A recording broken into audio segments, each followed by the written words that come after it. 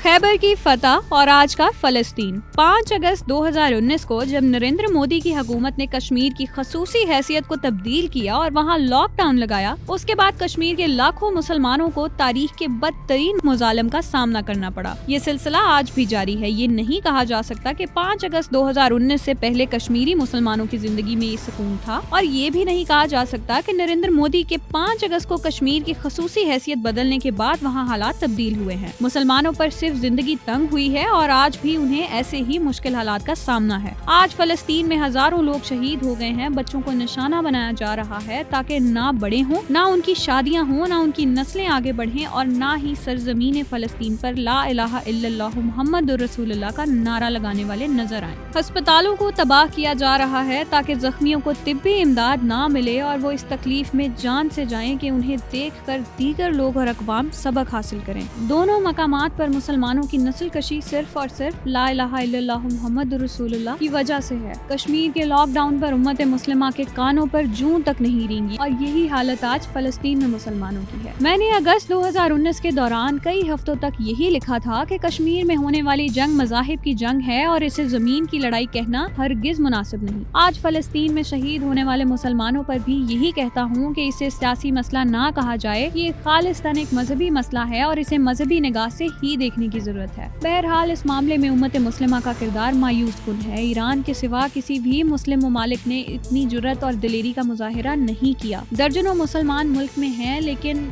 सब के सब दबके हुए हैं। उन्हें किसी का खौफ है ये किस दीन की तबलीग कर रहे हैं? क्या हमने नाउजुबिल्लाह नबी करीम सल्लल्लाहु अलैहि वसल्लम की हदीस को भुला दिया है? क्या हमने हदीस मुबारका को भूल गए हैं जिसका मफहूम है कि मुसलमान एक जिस्म की मानिंद है, अगर जिस्म के किसी एक हिस्से में तकलीफ हो तो सारा जिस्म तकलीफ महसूस करता है। क्या आज कश्मीर और फलस्तीन के मुसलमानों की तकलीफ देखकर हमारे खून गर्म नहीं होते? क्यों हम इतने सुकून में हैं अगर कश्मीर और फलस्तीन में खून बह रहा है? हमें नींद कैसे आती है जब इन दोनों मकामात पर हर लम्हा हमारे बच्चे, बच्चियां, बहनें, माएँ, भाई और बुजुर्ग तकलीफ में हैं? यही वो एहसास है जिसे जागने की जरूरत है। जिस अंदाज में मगरबी ताकतें इसराइल की हिमायत में हैं, क्या उम्मत मुस्लिमा को फलस्तीनियों की हिमायत नहीं करनी चाहिए? वो तो सुनने में आ रहा है कि खैबर की फतह को याद करके चैलेंज किए जा रहे हैं। सुनने में आ रहा है कि कुछ दिनों पहले इसराइल के कुछ जवानों ने अपने हाथ में एक तख्ती लेकर सड़कों पर देखे गए जिस पर लिखा था Khyber was your last chance, यानी खैबर की फतह तुम्हारे लिए आखिरी मौका था। काश के आज मुसलमान इस तंज को समझ सकते, काश मुसलमान इस दर्द को समझते, काश मुसलमान इस जुमले की अहमियत को समझते। आज ये हालत है कि खैबर की फतह भी याद करवाने की जरूरत महसूस हो रही है। ताजदार अंबिया खातिमुल नबीयीन हजरत मोहम्मद मुस्तफ़ा सल्लल्लाहु अलैहि वसल्लम के दौरे हयात में यहूदियों से एक जंग हुई थी। इस जंग में हजरत अली करमल्लाहु वजह भी शरीक थे, जिसमें हजरत अली रजी अल्लाह की ढाल टूट गई थी और हजरत अली ने खैबर का दरवाजा उखाड़ दिया था। इस दरवाजे के वजन बारे बताया जाता है कि जंग के बाद 40 लोग मिलकर भी ना हिला सके। इस जंग में यहूदियों को बहुत बुरी तरह शिकस्त का सामना करना पड़ा था। ये तारीखी जंग है और मुसलमानों की बहुत बड़ी कामयाबी थी, लेकिन आज मुसलमानों की बड़ी तादाद ने शायद इस फतह को फरामोश कर दिया है, क्योंकि आज मुसलमान अपनी तारीख और रिवायात को भूल चुके हैं। दूसरी तरफ यहूदी आज भी वो तख्ती लेकर घूम रहे हैं और मुसलमानों से दुश्मनी निभा रहे हैं। वो हमें याद करवा रहे हैं कि खैबर का बदला लेंगे। मुमकिन है बाज हल्के इस हवाले से कोई प्रोपेगेंडा भी करें, लेकिन जिस पस्ती में मुस्लिम उम्मा गिरी हुई है उन्हें जगाने के लिए कुछ ऐसा करना पड़ेगा। मुसलमानों, खैबर की जीत तुम्हारी आखिरी जीत थी, अब तुम हमसे कभी नहीं जीत सकते। यही बस फर्क है हम मुसलमान और यहूदी और काफिरों के बीच के। वो आज भी अपनी हार को नहीं भूले और हम टिकटॉक और दीगर सोशल मीडिया एप्स पर वक्त जाया करने में मशगूल हैं। आज हमें खैबर की फतह को याद करने की जरूरत है। अपने बच्चों और जवानों को याद करवाने की जरूरत है। उनको बताएं कि कैसे मुसलमान गज़वा खंदक के बाद भी हथियार रख ही रहे थे कि जिब्राइल अलैहिस्सलाम आए और फरमाया कि आपने हथियार रख दिए मगर हमने नहीं रखे, चले मदीना के यहूदियों को बदअहदी का सबक सिखा दें। इस पर आप सल्लल्लाहु अलैहि वसल्लम और सहाबाए किराम फौरन रवाना हो गए थे। बनु कुरैज़ा का मुहासरा कर लिया था और उनको आखिरकार